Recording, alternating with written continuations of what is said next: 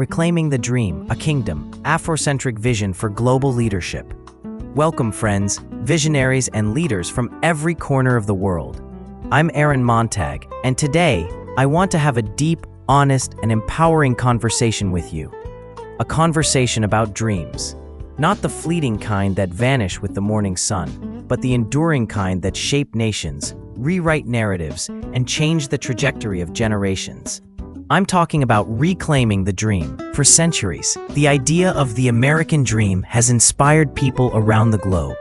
It's a powerful narrative, one that says, through hard work, determination, and perseverance, anyone can rise, prosper, and build a better future. This dream was meant to represent freedom, opportunity, and upward mobility. It echoed through the Declaration of Independence with the promise of life, liberty, and the pursuit of happiness. It gave hope to immigrants who crossed oceans, to entrepreneurs who built from nothing, and to families who wanted something better for their children. But let's be honest, for millions, that dream was deferred. For others, it was systematically denied. And for communities around the world, the dream has often been exported in a way that didn't fit their history, their culture, or their divine calling. The time has come to reclaim that dream, reinterpret it, and reshape it through lenses that bring clarity, justice, and shared flourishing. I want to look at this dream through two powerful lenses, the biblical lens and the Afrocentric lens. When we combine these two perspectives, we discover a vision that's not only relevant for America, but for leaders and communities across the world. The biblical lens, alignment over ambition. The biblical lens begins with a truth that cuts through the noise. Unless the Lord builds the house, they labor in vain who build it. True prosperity, lasting prosperity, begins not with ambition, but with alignment. Alignment with divine purpose. Alignment with kingdom principles. The American dream often focuses on individual success, your house, your car, your bank account. But the kingdom dream focuses on community flourishing, on righteous stewardship, and on generational blessing. Proverbs 13:22 says, "A good man leaves an inheritance to his children's children." God doesn't think in one-generation timelines. He thinks in legacies. And biblical prosperity always carries a moral dimension. Leviticus 25 paints the picture of Jubilee, debts canceled, land restored, the oppressed set free. Acts 2 shows the early believers sharing resources, so there was no needy person among them. This is not a political ideology. This is divine economics. Prosperity that transforms not just bank accounts, but entire communities. And it starts within. As 3 John 1:2 says, "Beloved, I pray that you may prosper in all things and be in health, just as your soul prospers." You can't build a lasting dream with a fragmented soul. Prosperity begins with spiritual clarity. The Afrocentric lens, reclaiming identity and power. For the African diaspora, the dream has always been complicated. Our ancestors encountered it through chains, segregation, exclusion, and systemic injustice. But long before those experiences, there was another dream, an African vision rooted in Ubuntu.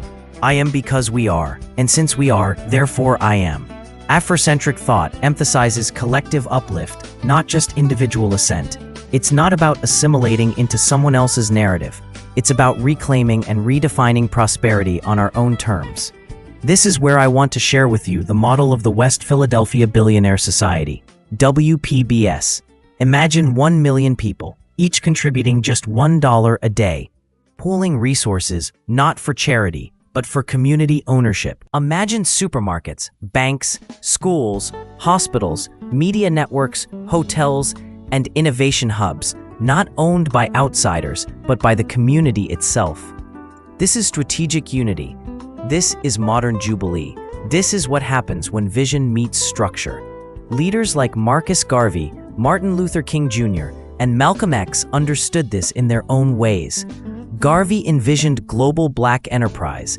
King spoke of the promissory note that had not been honored. Malcolm demanded control over our communities and resources.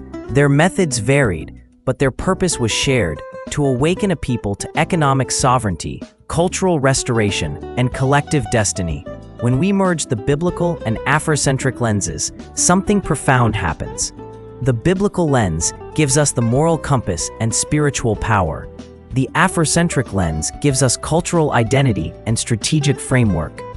Together, they give birth to a kingdom, Afrocentric vision that has power far beyond one community. It becomes a global model for any people determined to rise. Global leadership application, a new dream for a new era. This isn't just about one group. This is about leadership in a changing world. The systems that have defined global economics, culture, and power for the last century are shifting. Technology is rewriting the rules. Old models are straining. The world is crying out for leaders who are morally anchored, culturally intelligent, economically strategic, and globally minded. Reclaiming the dream is not an American project. It's a global invitation. Leaders in Lagos, Mumbai, Kingston, Rio, Johannesburg, Philadelphia, and Accra can reinterpret the dream through their cultural narratives and align it with timeless kingdom truths. Imagine local communities everywhere building together, thinking generationally, and collaborating globally. This vision requires leaders who refuse to settle for surface success. It calls for those willing to build with patience, wisdom, and strategy. It requires men and women who are not seduced by personal gain, but compelled by a divine mandate to shape nations. So here is your practical call to action. So what does this mean for you, wherever you are hearing this? First, wake up. The dream won't reclaim itself. We must confront the uncomfortable truths of history, economics, culture, and faith. We must be honest about what has and hasn't worked. Second, organize. Vision without structure is wishful thinking. WPBS is one model, but every culture can build its own. Cooperatives, investment circles, innovation hubs, community trust. What matters is strategy, unity, and stewardship. Third, align spiritually. Economic power without divine purpose leads to oppression, but economic power aligned with God's heart leads to liberation. As Psalm 24 reminds us, the earth is the Lord's and the fullness thereof. We are not building empires for ourselves. We are stewarding resources that belong to God. A visionary charge. Leaders, visionaries, dreamers, wherever you are, hear this. Reclaim the dream. Reimagine it through your faith, your culture, your divine calling. Refuse to be a passive recipient of someone else's script. Become the author of a new chapter. Build schools that teach truth. Build businesses that empower. Build media that inspires. Build banks that serve. Build legacies your children's children will rise up and call blessed. Let the world see what happens when kingdom principles, cultural strength, and global leadership converge. Let this generation be remembered as the one that didn't just talk about change, but became the change. Before we close, I want to leave you with both a charge and a prayer. Here's the charge. Wherever you are, start building. Start with what's in your hand. Gather your community. Cast a vision that's bigger than yourself. And remember, the dream is not dead. It's waiting for leaders like you to wake it up. And here's the prayer. May the God who gives dreams also give you strategy. May He bless the work of your hands and the vision of your heart. May He raise up communities that flourish under righteous leadership. May the nations be blessed through what you build.